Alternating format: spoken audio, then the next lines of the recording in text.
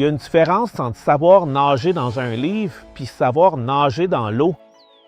L'un, c'est de la connaissance, puis l'autre, c'est de l'expérience. Fait qu'au moment où tu tombes dans la rivière, seul le deuxième compte. Avec la foi, c'est exactement la même chose.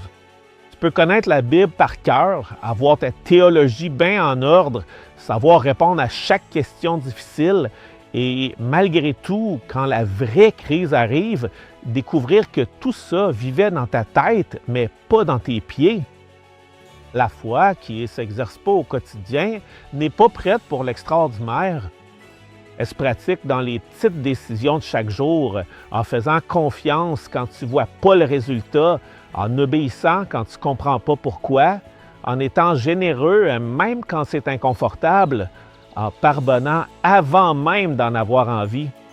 Jacques le dit comme ça, la foi sans les œuvres, c'est pas une foi faible, c'est une foi morte. Pas parce que les œuvres te sauvent, mais parce qu'une foi vivante bouge, respire et agit inévitablement. Ça paraît. La question, c'est pas si tu crois, c'est si ce que tu crois est en train de changer ta façon de vivre chaque jour de ta vie. Ce sont des paroles de vie. La foi sans les œuvres est morte. Jacques 2, 26.